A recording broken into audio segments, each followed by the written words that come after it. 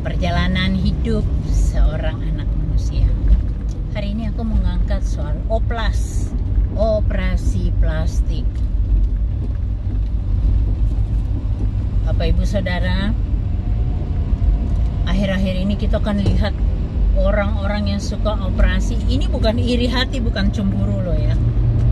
Karena buat saya secara pribadi, apa yang sudah diberikan Tuhan, aku ucap syukur. Tidak ada kurang. Hidung saya masih bisa bernafas. Mata saya bisa melihat. Kulit saya tidak harus putih. Saya orang Indonesia. Saya bangga saya punya kulit yang sawo matang. Saya bangga dengan apa semua yang Tuhan berikan buat saya.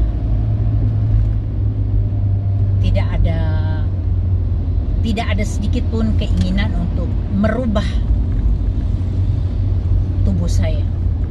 Itu tidak ada sama sekali. Saya tidak ingin merubah tubuh saya dengan operasi hidung misalnya, atau suntik putih misalnya, atau apapun. Tidak. Saya bangga dengan apa yang Tuhan berikan buat saya.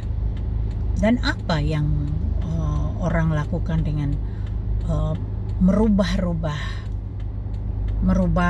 apa, misalnya wajah, orang merubah hidung, orang merubah bibir sampai jontor kayak gitu ya, bibirnya sampai mencucu begitu, lucu banget, seperti dientup tawon bibirnya itu, atau payudaranya yang dibuat seperti begitu, atau ganti kelamin.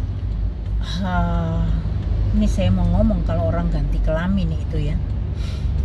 Untuk manusia kita bisa nipu ya. Kita bisa membohongi manusia dengan penampilan fisik kita. Yang perempuan jadi laki-laki, laki-laki jadi perempuan mungkin bisa gitu ya. Dioperasi, dirubah. Tapi di hadapan Tuhan bisa nggak? Karena pertanggungan jawab seorang perempuan dengan seorang laki-laki di hadapan Tuhan itu berbeda. Ada tanggung jawab yang berbeda tentunya. Seorang wanita, dia ada tanggung jawab dalam keluarga. Walaupun dia tidak menikah, tapi dia seorang wanita, seorang perempuan yang mana Tuhan ciptakan. Tuhan tahu dia perempuan, dia bukan laki-laki. Terus kamu sengaja merubah semuanya itu. Secara fisik sampai Tuhan gak tahu siapa kamu. Karena kamu rombak total. Kamu minta dokter untuk merombak semua itu. Itu perbuatan yang keji di hadapan Tuhan, saya kasih tahu. Itu perbuatan yang keji loh. Oplas itu perbuatan yang keji. Kita sudah melawan kodrat, kita sudah menantang Tuhan, kita tidak bersyukur, kita tidak berterima kasih. Tuhan sudah menciptakan kita, Tuhan sudah menciptakan kita sebagaimana kita ada. Itu perbuatan yang keji loh. Perbuatan keji itu kita akan bertanggungjawabkan juga di hadapan Tuhan nantinya loh. Jangan dikira nggak ada pertanggungjawaban. Ada pertanggungjawaban. Kalau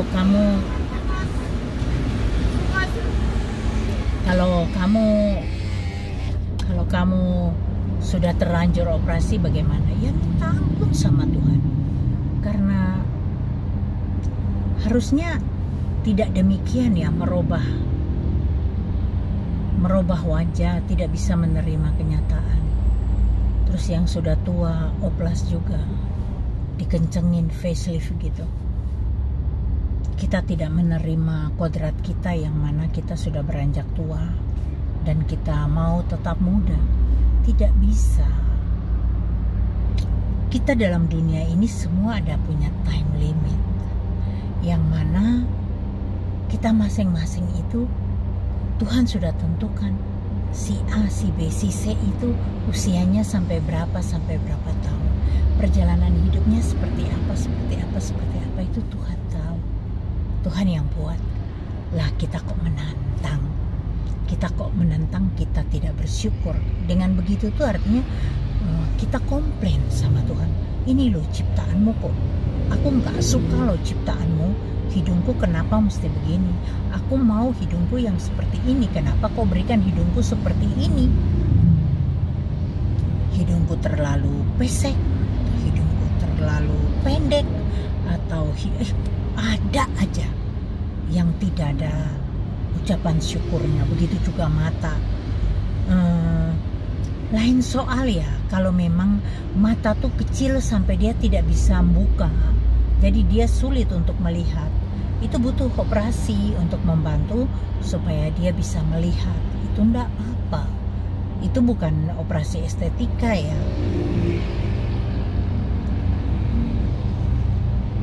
Begitu juga dengan orang yang operasi melahirkan ya.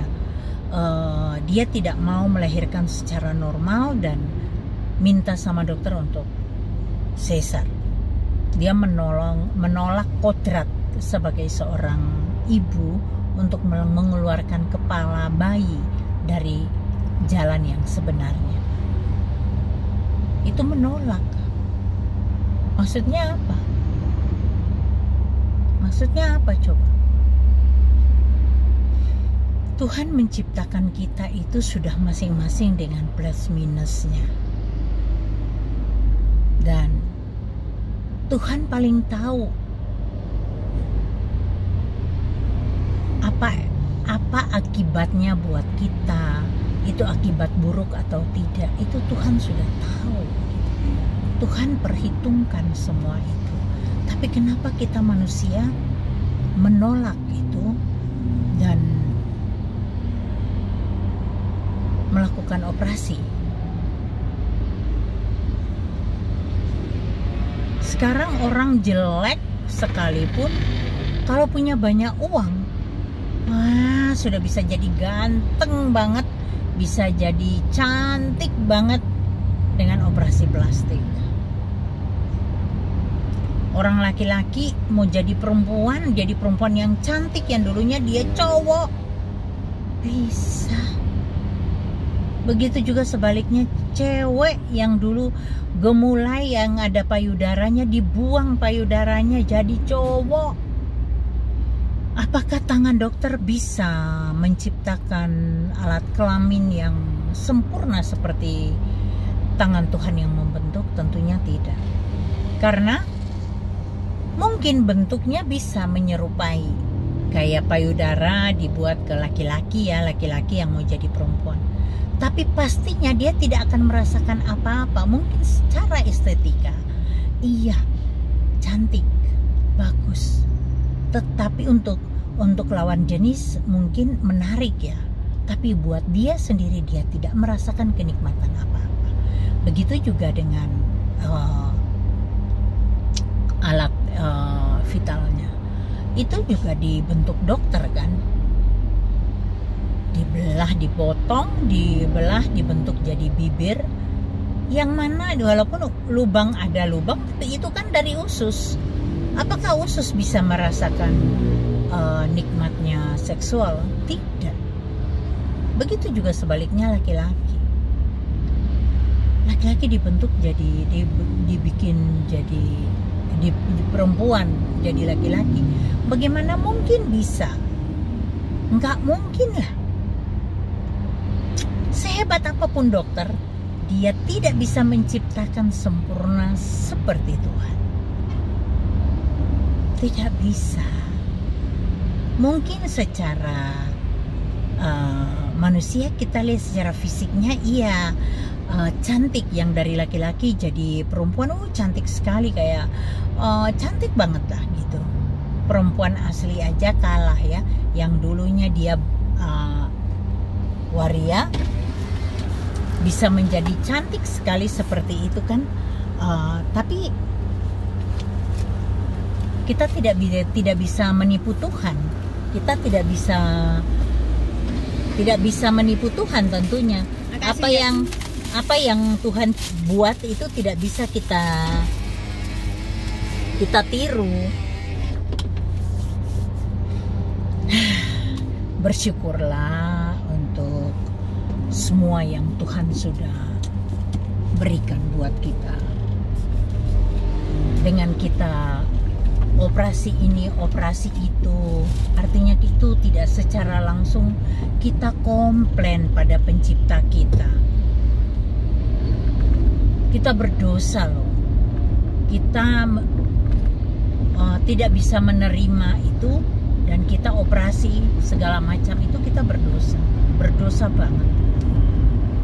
Itu menjadi satu kekejian di hadapan Tuhan dengan kita merubah ciptaan Dia. Kita tidak bisa menerima. Ya, dulu saya juga punya teman, ada yang dari Jawa Timur, orangnya kulitnya hitam banget gitu, hitam, dari Jawa Timur, hitam, bukan sawo matang, agak hitam memang. Tiba-tiba berapa tahun kemudian saya ketemu dia, saya kaget, sudah putih sekali, rupanya dia suntik putih. Apakah nanti ada akibatnya dengan suntik-suntik putih itu? Saya rasa sih pasti ada akibatnya ya. Pastinya, yang terutama ke ginjal, pastinya pasti ada akibatnya. Tidak mungkin tidak ada akibatnya. Sesuatu yang dirubah gitu, pasti ada akibatnya. Dan itu banyak orang yang suka melakukan itu. Padahal kita nih orang Indonesia yang punya kulit yang sangat eksotik. Coba di satu kolam renang misalnya, ada orang bule-bule pakai bikini dan ada orang Indonesia yang pakai bikini. Mata orang melihat yang ke bule atau yang ke orang Indonesia? Pasti lihatnya yang ke orang Indonesia. Kenapa? Itu sudah otomatis mata orang akan lihat, laki-laki akan melihat yang eksotik itu Indonesia. Bule boleh putih, tapi orang Indonesia tuh eksotik. Saya kagum dengan si Anggun ya, penyanyi Anggun C. Sasmi. Dia bangga dengan kulitnya, dia bangga dengan wajahnya. Dia walaupun kaya, banyak uang, dia tidak merubah sedikit pun wajah atau tubuhnya. Dia rajin aja berolahraga supaya badannya tetap bagus.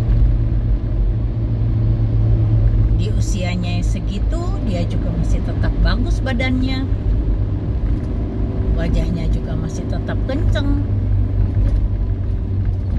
Salut saya itu. Dia bangga dengan kulitnya, dia bangga dengan wajahnya yang eksotik. Orang Indonesia tuh kan memang cantik, beda. Cantiknya orang Indonesia tuh beda. Nggak usahlah kita mau bikin menyerupai orang mana, orang Korea. Korea aja banyak juga operasi. Terus ngapain kamu ngikut-ngikut seperti itu? Cantik tuh yang alami lah.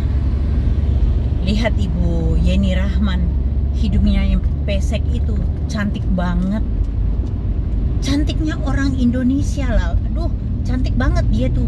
Waktu dia muda cantik banget. Mungkin kalau dia hidup di zaman sekarang atau orang lain yang menjadi dia, mungkin sudah ngambil keputusan untuk operasi. Tapi puji Tuhan, saya lihat juga dia sampai sekarang juga masih tetap dengan hidungnya yang seperti itu. Cantik.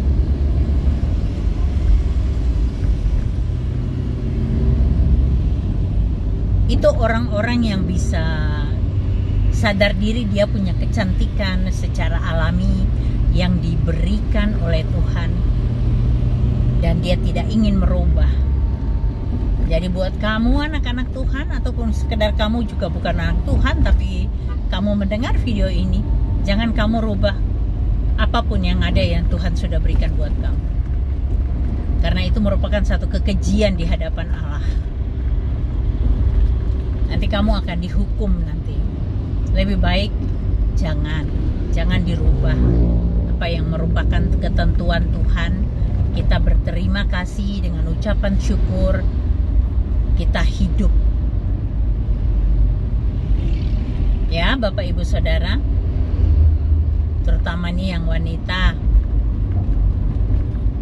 ucap syukur senantiasa. Kecuali mata itu buta, soal dioperasi. Kecuali memang terganggu dengan masalah kesehatan sih, kalau memang itu menyangkut masalah kesehatan, nggak apa-apa dioperasi. Karena itu untuk membantu supaya dia tidak semakin parah, dia juga bisa menjalani kehidupannya. Tapi kalau untuk estetika itu kekejian di hadapan Allah. Kita kasih tahu itu kekejian. Mungkin belum ada orang yang ngomongnya. Tapi saya kasih tahu itu kekejian di hadapan Allah. Oke, Bapak Ibu Saudara, dosa kita sudah banyak, jangan ditambah dengan kekejian lagi. Jangan melakukan kekejian di hadapan Allah Bapa. Oke, Bapak Ibu Saudara, ciptaan Tuhan itu sempurna, serupa dan segambar dengan Dia. Jangan kau rubah. Oke, Bapak Ibu Saudara, itu poin ya. Poinnya itu adalah Dia menciptakan kita serupa dan segambar dengan Dia. Jadi jangan kau rubah. Jadi kalau kamu rubah, itu merupakan satu kekejian di hadapan Allah. Kamu komplain berarti, Tuhan aku nggak mau seperti ini, aku maunya seperti ini. Oke, Bapak Ibu Saudara, terima kasih sudah nonton. Silakan di-share sebanyak-banyaknya supaya banyak anak Tuhan yang mungkin berencana mau operasi, batalkan. Atau yang suka suntik putih, batalkan. Tuhan Yesus memberkati.